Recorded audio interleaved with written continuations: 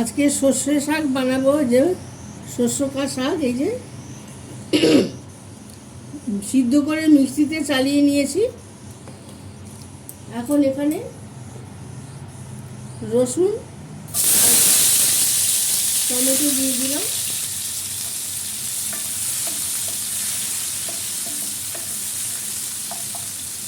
এটার মধ্যে আপনারা পনির টুকরো করে দিতে পারেন।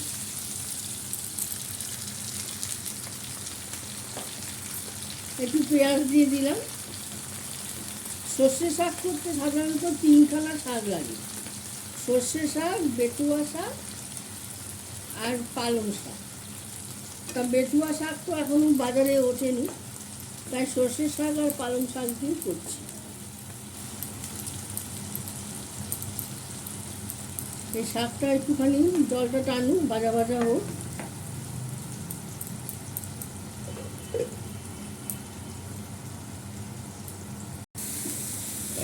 একটু লঙ্কার গুঁড়ো দিয়ে দিলাম,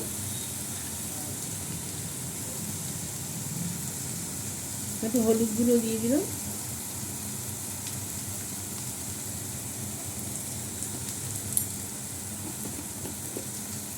একটু চিনি দিয়ে দিচ্ছি। চিনি দিই না,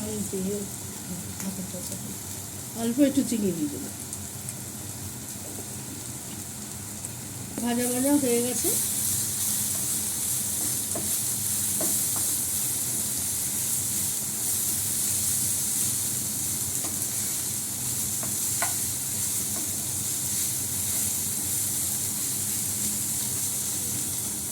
এবার শাকটা দিয়ে দিই। এই যে শাকটা বানিয়ে রেখেছি, বালতি দিয়ে দিই। এটা এখন অনেকক্ষণ ধরে শুকনো হবে।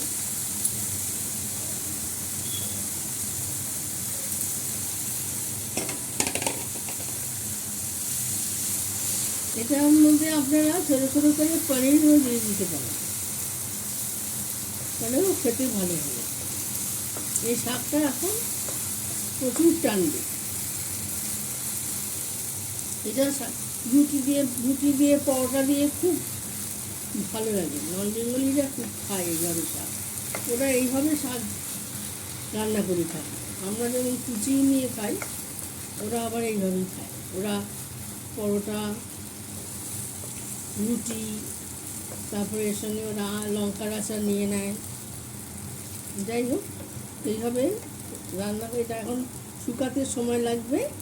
বন্ধুরা লাইক, শেয়ার, কমেন্ট করে দেবেন, আর এইভাবে করে খাবেন। আমি একটু পরে দেখাচ্ছি, দেখি। @ভরপেট বাঙালিদের সাবস্ক্রাইব করে দেবেন। এটা হতে থাক। এটা ঢাকা দিই। ঢাকা না দিলে ভীষণ ফোটে গায়ের মধ্যে। বন্ধুরা একটুখানি আটা ছিটিয়ে দিচ্ছি, তাহলে তাড়াতাড়ি শুকাবে। পাঞ্জাবিরা অবশ্য সব দেয় না, আমি দিলাম। 2 চামচ দই দিয়ে দিচ্ছি, একটু টক টক খেতে হবে। এই যে কড়াই থেকে ছেড়ে ছেড়ে আসছে, প্যান থেকে দেখুন ছেড়ে ছেড়ে আসছে। এটা প্রায় হয়ে গেছে।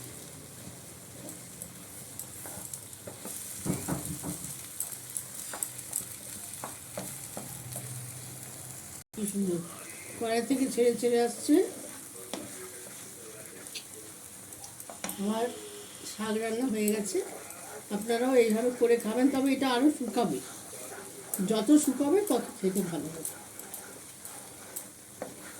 নমস্কার বন্ধুরা, ব্লগটা আমি এখানেই শেষ করলাম।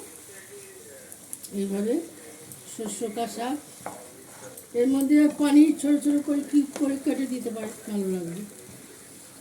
নমস্কার।